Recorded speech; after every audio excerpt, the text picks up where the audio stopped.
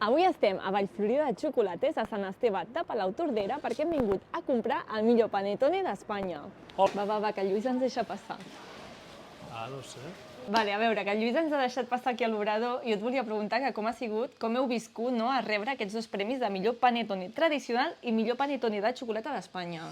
Bueno, ha estat algo que no esperàvem per res, sinó que ens hem presentat amb la idea de guanyar el millor panetone de fruita i, bueno, gràcies a l'esforç, al sacrifici per aconseguir aquest premi, vam aconseguir conquistar dos jurats completament diferents. Un jurat que era de 10 persones buscant el millor de fruita i 10 persones buscant el millor de xocolata, i vam aconseguir això, no? Sorprendre els dos jurats per separat, a 20 persones que van optar per aquests dos panetones. Al final és algo que és increïble, però darrere hi ha molta feina, molt esforç.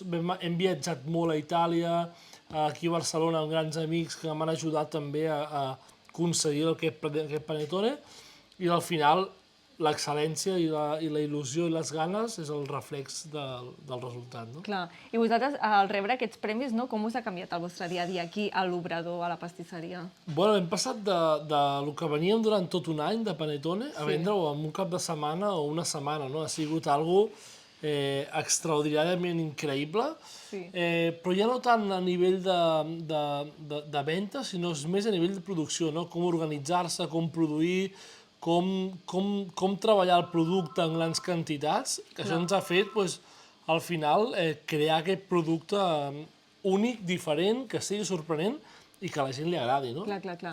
I suposo que a la botiga es deu posar a tope els caps de setmana, no? Exacte, estem al Montseny, estem en un paradís des del meu punt de vista, on tenim un paisatge increïble. La gent puja al cap de setmana de Barcelona, de Girona, venen a buscar el panetone o van d'excursió al Montseny i aprofiten per comprar aquest panetone, i el dissabte i diumenge és una bogeria el que arribem a intentar arribar a tothom. No agafem comandes, però sí que tenim panetone per tothom, perquè al final la gestió de les comandes ens donava molta dificultat a l'hora de treballar, però hem guanyat amb la tranquil·litat que tothom que ve a comprar el panetone troba el producte. Llavors, ara aquí tenim el de la fruita i el de xocolata, no? Exacte.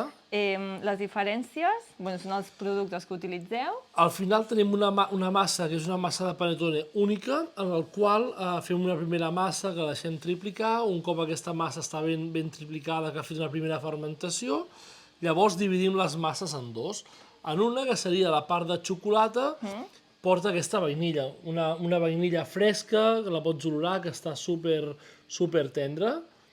És aquesta vainilla super perfumada, amb una olor molt interessant, una vainilla de Tahití, en la qual li posem xocolata amb llet i xocolata negra, a partir d'aquesta part, diguéssim, més xocolatejada, i a la massa porta cacau. Seria una mica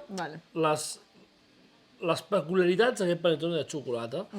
I en el cas de fruita portem una bona taronja, una taronja confitada, que és super tendra, molt aromàtica, una bona pansa, que també sigui molt tubeta, que no sigui una pansa dura, una pansa seca, sinó que és una pansa que està tendra. Sí, mira que a mi no m'agraden gaire les panses, que està bona. I està tendra. Molt bona. I al final, a dintre porta molta ratlladura de llimona, ratlladura de vainilla, ratlladura de taronja, que fa que tingui aquest aroma a panetone. Quina és la diferència entre un panetone, diguéssim, de gran superfície o més industrial a un panetone artesà? Aquí el que busquem és un panetone tendre, que sigui tubet, que sigui lleuger, que tingui aquesta part més humida, no? Que al final, ara aquí tenim un panetone acabat de fer que el sucre està molt compacte, està sòlid, però al pas dels dies acabarà posant-se tubet. Llavors explico una mica com obrir aquest panetone. Sí, perquè fem unes destrosses a casa quan obrim un panetone. Exacte. Que, a veure, el Lluís ens ensenya a tallar bé un panetone. Al final tenim aquest paper, que aquest paper el que podem fer és l'obrim. L'obrim, res d'allò que fem així, de tallar-ho... Sí, també tallem, però jo primer sempre el que faig és obrir-lo bé, li traiem tot aquest paper, veieu? Traiem aquest paper. Això ho podeu escurar, si voleu, perquè a casa meva això no deixen res. Jo tinc amics que també agafen la cullera i rasquen bé el d'això.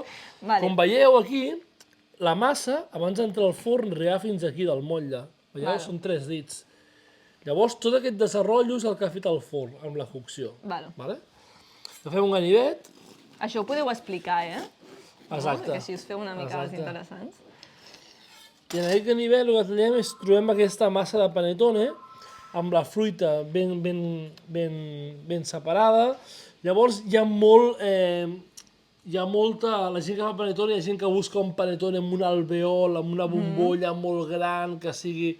Nosaltres busquem un panettone que primer de tot sigui supertendre, vale? Que sigui tubet.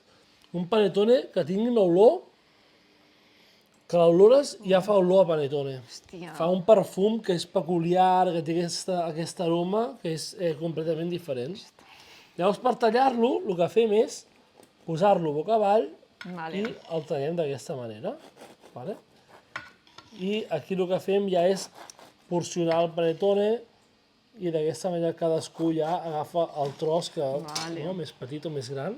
Perfecte. Vale? I aquí tenim un panettone completament tendre, en el qual es desmiga perfectament bé, aquesta part, diguéssim, de la molla que es desfila, vale? I està boníssim això, és com una esponja a la boca, és molt, molt suau. Se't fon, és molt gustós. Llavors, també és molt important que el panettone, a l'hora de menjar-lo, no estigui fred. Val. Això per mi és molt important. Per què? Perquè si el panettone el tenim en un lloc, porta molta mantega. Si el tenim en un lloc on està molt fred a 15 graus, la mantega a 15 graus és molt dura. Canvia el panettone, al tindre aquesta temperatura, aconseguim, si el tenim a 22, 24 graus, que la mantega estigui més tendra, per tant el panettone estarà tendre. No podem pretendre menjar-nos un panettone de la nevera i que estigui tubet, sinó que estarà dur. Llavors això de fer-li un toque de micro, o tu recomanes més que estigui... Jo prefereixo posar-lo a la llar de foc, d'una estufa, d'un radiador, a una sala d'un menjador, que estarem a 22 graus, més o menys, i tal, i menjar-lo a aquesta temperatura és fonamental. I llavors, quan tu el compres, l'has de guardar a la nevera o es deixa fora? Sempre fora. La clau de l'èxit és sempre ben tancat, ben sellat, que no hi entri aire, perquè no se'ns assequi el producte, però d'aquesta manera intentar que el producte estigui ben cobert. Genial. I aquesta és una mica la clau de l'èxit de tindre un panettone que sigui tendre i que ens mantingui. Doncs aquest Nadal ja sabeu, heu de tallar així el panettone. Exacte. Feu cas al Lluís. Fantàstic. Doncs merci per ensenyar-nos tot això. Felicitats pel premi. Gràcies a vosaltres. I ara ja ens apuntarem per comprar el de quilo els 3 últims dies abans de Nadal. Exacte, intentarem els 3 últims dies de Nadal per fer un panettone més gran, però ho intentarem. I si no podem venir aquí a la botiga, feu enviaments, oi? També fem enviaments online, el pots comprar a través d'internet i d'aquesta manera us arriba a casa. Perfecte, doncs moltes gràcies. A vosaltres, que vagi molt bé. Doncs moltes gràcies, que vagi molt bé, adéu. Va, marxem ben carregats. Bueno, va, anem a casa ben carregades de panettone. Que no em falti panettone.